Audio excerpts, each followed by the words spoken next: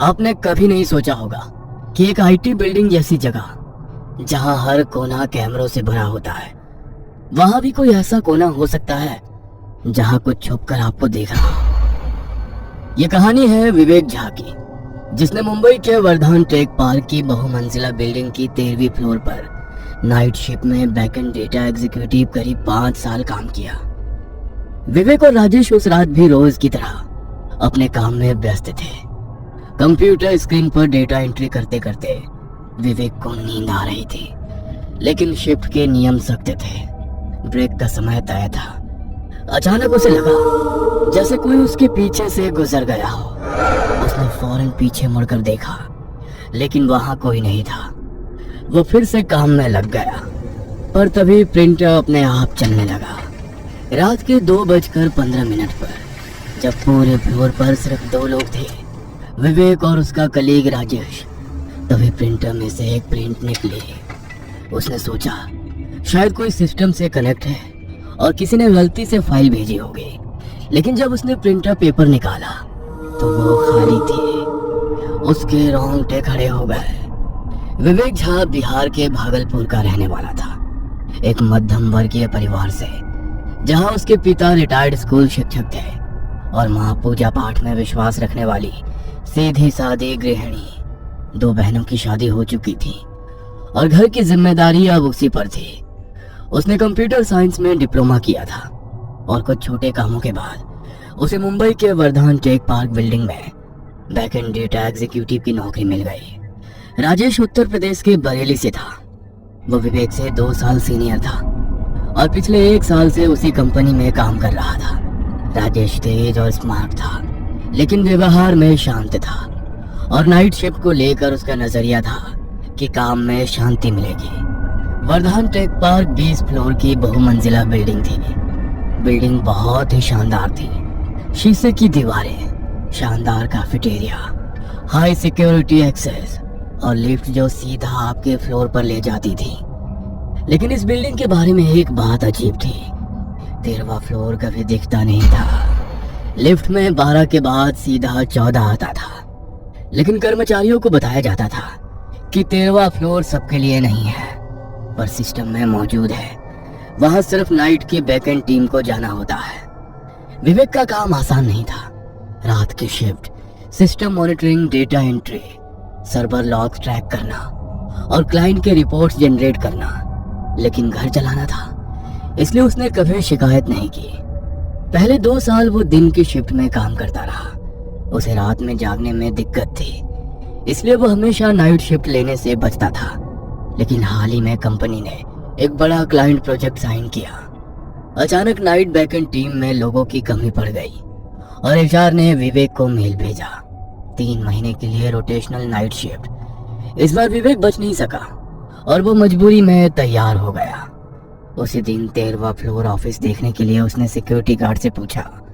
तब security guard ने उसे बताया, सर 13वां फ्लोर लिफ्ट में दिखेगा नहीं। 12वें फ्लोर के कोने से एक सर्विस सीढ़ी जाती है, उसी से जाना पड़ता है। ओह, ये दरवाजा तो मैं रोज देखता हूँ, ये हमेशा लॉक्ड होता है। मुझे नहीं पता था कि इसके पीछे सीढ़ी है। सर दिन में ये लॉक्ड रहता है क्योंकि दिन में यहाँ कोई नहीं जाता, सिक्योरिटी गार्ड ने बताया। ये सब सुनते वक्त भी विवेक के दिमाग में शिफ्ट अलावेंस और ओवरटाइम की रकम घूम रही थी। उसे न फ्लोर के बारे में कुछ पता था, न उसने पहले कभी कोई अफवाह सुनी थी। 13वां फ्लोर उसके लिए सिर्फ एक नई सीट और कुछ एक्स्ट्रा रुपए थे।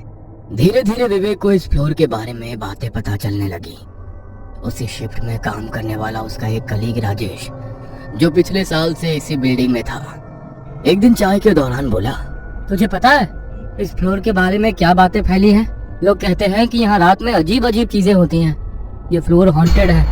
पर मेरा तो मानना है कि ये सब लोगों ने नाइट शिफ्ट से बचने के लिए कहानियां बना रखी है। अगर कुछ होता तो कंपनी इसे छिपा नहीं सकती थी।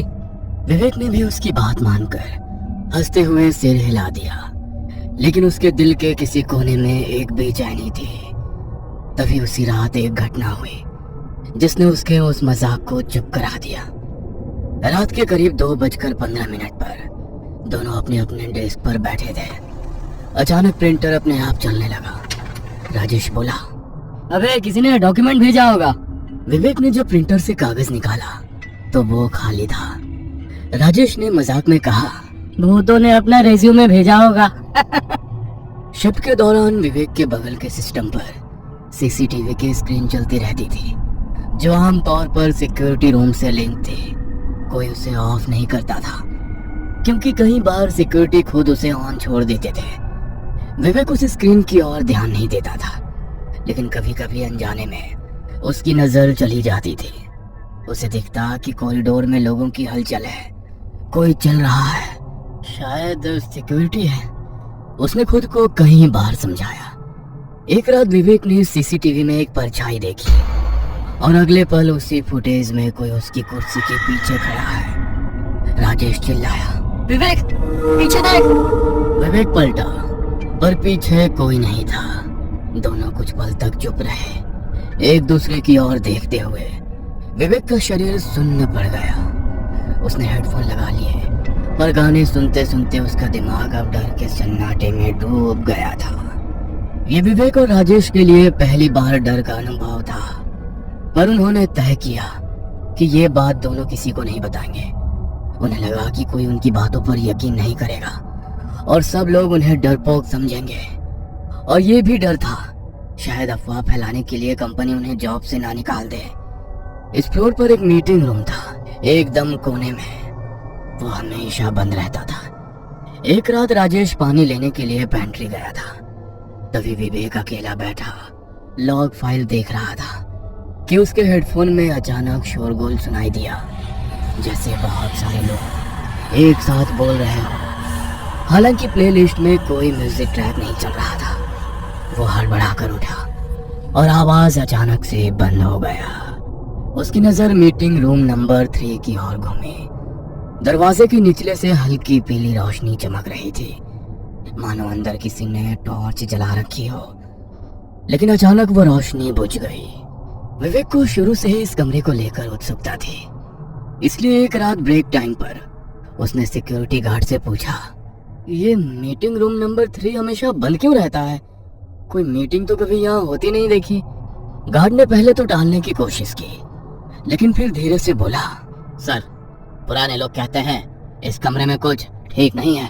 पहले यहाँ मीटिंग्स हुआ करती थी, लेकिन फिर एक बार कुछ अजीब हुआ, उसके बाद से इसे बंद रखा जाता है।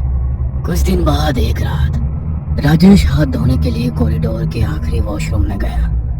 अंदर घुसते ही ट्यूबलाइट झटके से जल बुझने लगी, मानो कोई उसके ऊपर फड़फड़ा रहा हो। उसने जल्दी जल्दी हाथ धोए, लेकिन जैसे ही बटन बंद किया, पूरे बाथरूम की लाइट एक पल में गुल हो गई।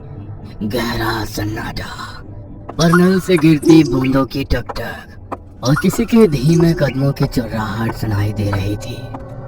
राजेश मोबाइल की फ्लैशलाइट जलाकर बाहर की ओर भागा। दरवाजा खोलते ही कॉरिडोर की लाइट से एक झटके में वापस जल गई, लेकिन अंदर अब भी घोप अंधेरा था।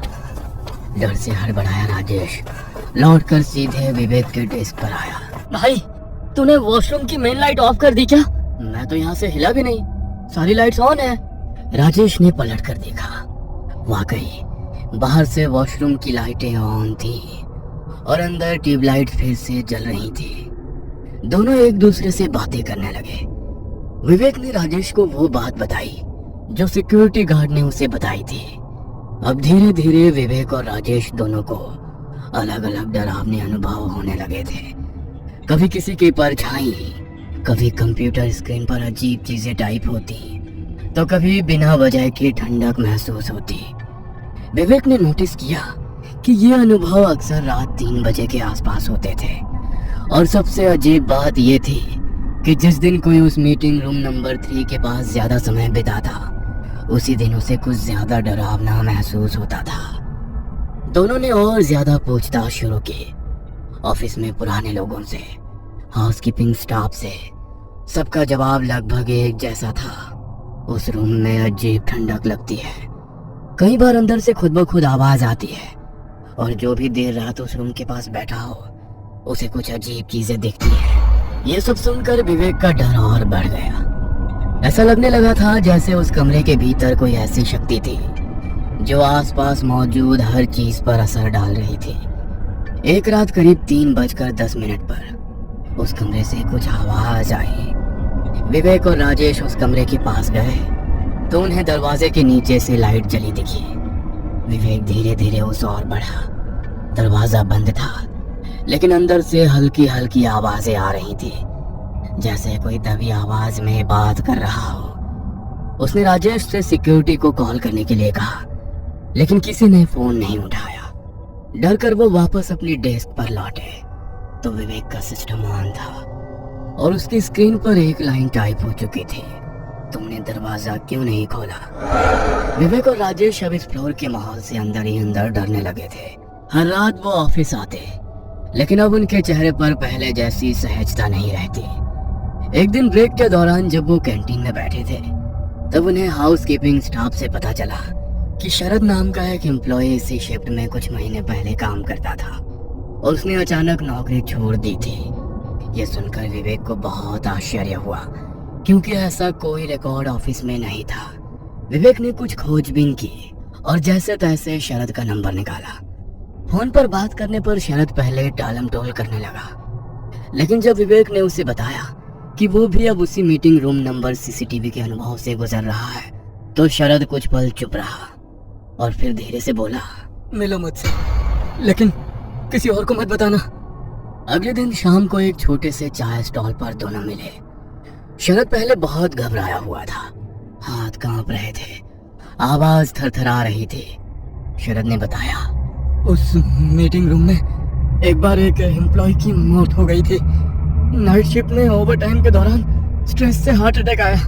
कंपनी ने ये बात छुपा ली ताकि कंपनी की इमेज ना खराब हो जाए, लेकिन कहते हैं तभी से उसकी आत्मा वहीं पर है। क्या तुमने खुद कुछ देखा है? शरद की आंखें डबडबा गई। देखा? अरे वो हर रात मेरी सीसीटीवी स्क्रीन पर बैठा होता था और एक रात तो सीसीटीवी में मैंने खुद को उस रूम में बैठा देखा, लेकिन असली में तो मैं अपनी कुर्सी पर था। उस रात के बाद मैंने शिफ्ट बदलने की रिक्वेस्ट की, लेकिन किसी ने नहीं मानी और उन्होंने उस रूम का कैमरा बंद कर दिया। फिर एक रात मैंने उसी मीटिंग रूम का दरवाजा खोल दिया। मैं आज तक नहीं बता सकता कि उस कमरे में क्या था, बस इतना जान लो वहाँ कुछ है जो किसी को भी अपने जैसा बना सकता है। इतना बताकर शरद वहां से चला गया। उस रात विवेक ने शरद की सारी कहानी राजेश को बताई। दोनों ने तय किया कि वो सीसीटीवी कैमरे ऑन करके उसकी रिकॉर्डिंग सेव करेंगे। उन्होंने पिछली 3 रातों की फुटेज सेव कर ली और पेन ड्राइव में डाल दी। सुबह होते ही उसने एचआर को मेल किया कि वो अब से ऑफिस नहीं आ सकता और मीटिंग रूम नंबर 3 के बारे में कुछ गंभीर बात है। लेकिन कुछ ही देर में उसके सिस्टम की स्क्रीन काली हो गई और एक अजीब फॉन्ट में लिखा था, तुमने जो देखा जो किसी को नहीं देखना चाहिए था।